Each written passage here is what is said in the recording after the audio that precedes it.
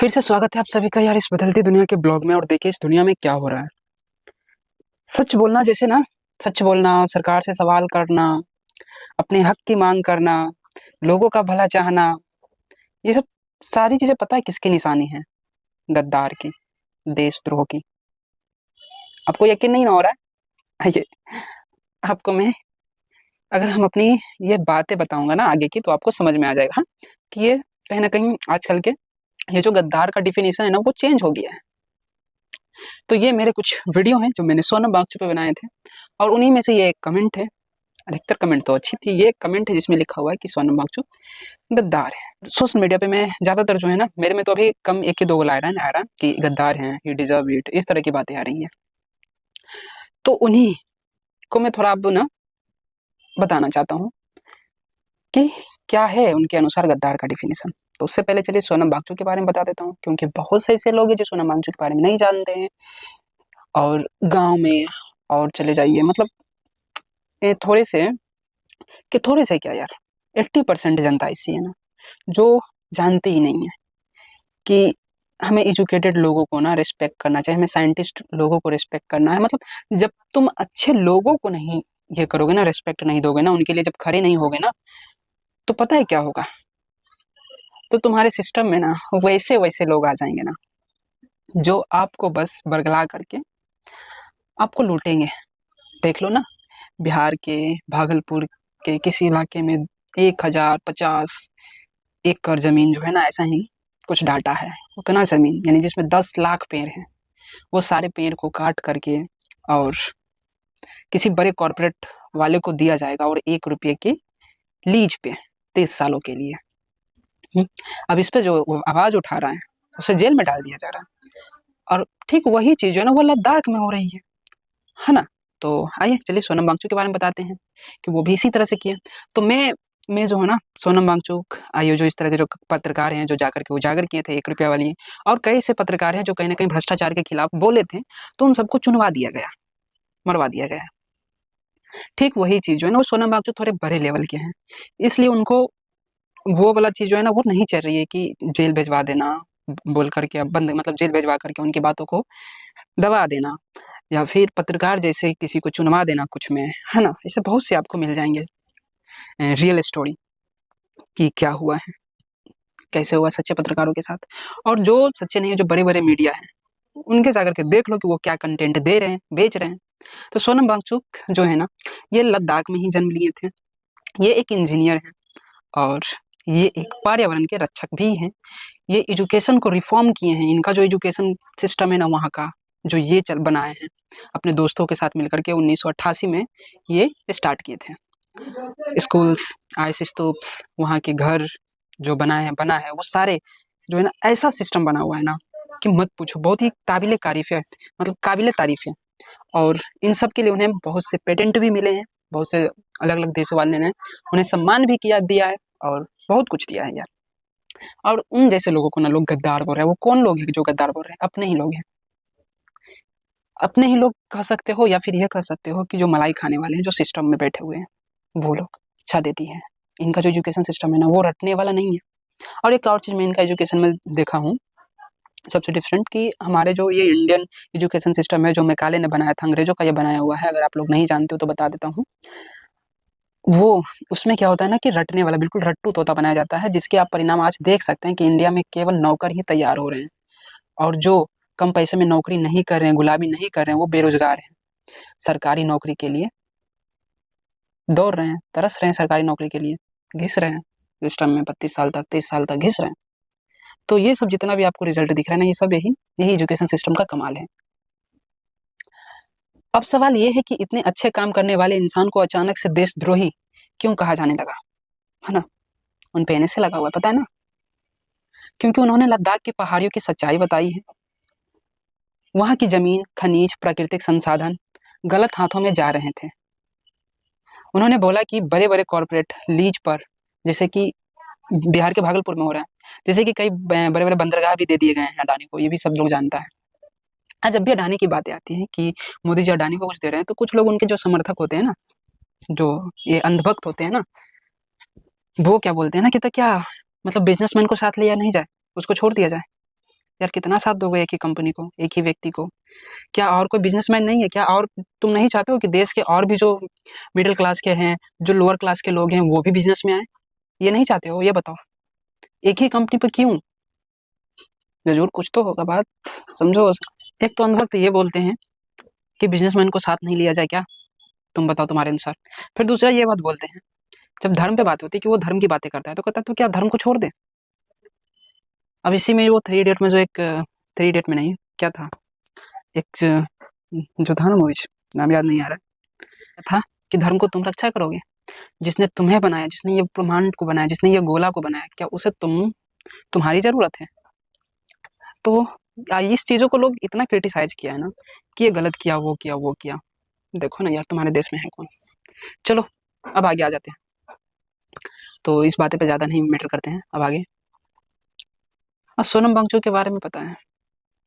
उनपे मुझे लगता है एनएसए क्यों लगा? एनएसए उनपे इसलिए लगा नहीं यार, कि वो सरकार से सवाल कर रहे थे, सिस्टम से वो सवाल कर रहे थे अपने हक के लिए और लोगों के हक के लिए। उन्होंने बोला कि बड़े बड़े कॉर्पोरेट जो है ना, लीज पर पहाड़ खरीद रहे हैं।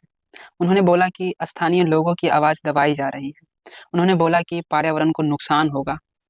और दोस्त, आजकल सच्चाई बोलना सबसे बड़ा अपराध है, ये याद रखना। जो अच्छे लोग होते हैं ना, जो सच बोलते हैं ना, जो मतलब लोगों को जागरूक करते हैं या फिर जो अच्छी बातें करते हैं, उन्हें यही होता है। एक बात बताना यार, ये जो हो रही है बिहार के भागलपुर में, हो जाओ सेम वो, हम हर बार बिहार के भागलपुर में इसलिए ला रहा हूँ ना, कि सेम उसी तरह की चीजें वहाँ भी हो रही थी। वहाँ भी कॉर्पोरेट जा रहे थे, बड़े बड़े कंपनियां जा रही थी, उसे लीज पे वहाँ के पहाड़ों को दिया जा रहा था वो चीज करने के लिए, यानी जो भी हो खनन, ये जो भी करके निकालेगा, देन कहीं ना कहीं वहाँ के एनवायरनमेंट को खराब ही करेगा वो लोग। तो इससे क्या होगा? इससे होगा ना कि उसके आसपास के जो लोग हैं ना, सबसे पहले ना, कुछ भी अगर वहाँ पे प्रॉब्लम होगा ना तो जो कंपनी खोला है उसका मालिक को कुछ होने वाला है, ओके, और ना ही उसे होगा जो ये परमिशन दिया है कि जाओ वहाँ पे कंपनी खोलो। क्योंकि जैसे गवर्नमेंट, उससे भी कोई फर्क नहीं पड़ेगा, क्योंकि वो भी जो है ना, वो भी, उसे भी हम उसे टैक्स के पैसे दे रहे हैं, उस वो पैसे से आराम से आलीशान पार्लियामेंट और आवास में रह रहा है, ठीक। और तुम बिल्कुल एयर फिल्टर के अंदर, एसी के अंदर चला करके आप बड़े बड़े कार्स और समझ रहे हो ना, जेट प्लस सिक्योरिटी के साथ है वो लोग, पावर है उसके पास। तो दे कौन रहा है? हम सभी जनता मिल करके। और वो कंपनी कहाँ खोल रही है इस तरह से, अब विदाउट मतलब, अगर इन्वायरमेंट को सच में वो लोग ध्यान देता ना, सही से करता ना, तो सोनम वांगचुक कभी भी, मुझे लगता है कि इस पे वो विरोध नहीं करते। वो जानते हैं, क्योंकि वो पर्यावरण इन्वायरमेंटलिस्ट है, ठीक ना, पर्यावरण के रक्षा के, वो उन्हें पता है कि क्या होगा क्या नहीं होगा, कितना नुकसान हो सकता है। और सबसे पहले अगर कुछ कुछ भी फैक्ट्रीज हो यार, होता है ना, तो ना तो फैक्ट्री वाला को कुछ होता है, ना ही गवर्नमेंट को होता है, वो आराम से इसमें रहता है।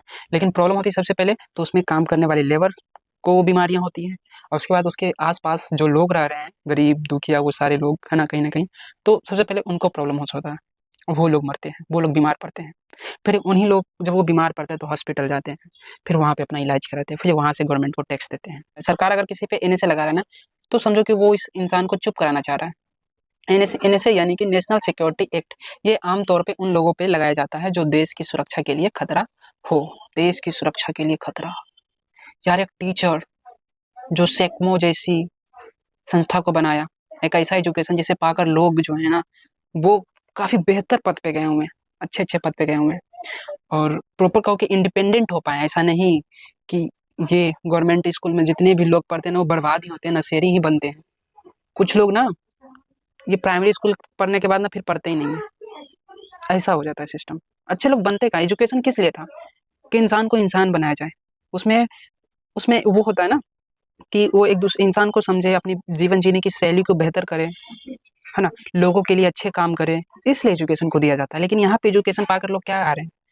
लोग एटीट्यूड में आ रहे हैं, लोग पावर में आने की कोशिश कर रहे हैं, उसके लिए चाहे जे हो जाए, जिसको भी जितना भी हम गलत काम करने पर वो सारे कर रहे हैं, उसके बाद वो पावर में आ रहे हैं। ऐसा भी हो रहा है, अगर मान लो कि एजुकेशन लिया और बेरोजगार है, नौकरी वोकरी नहीं मिला, तो फिर वो कहीं ना कहीं चाहते हैं कि अब राजनीतिक में चलते हैं। अब उसमें जाने के लिए तो पता ही है कैसे कैसे लोग हैं राजनीतिक में, तुम ही लोग बनाते हो उन्हें। एनएसए लगा करके क्या मैसेज दिया गया? तो एनएसए लगा करके मैसेज ये दिया गया उनको ना, सोना वांगचुक को, कि सवाल मत पूछो, आवाज मत उठाओ,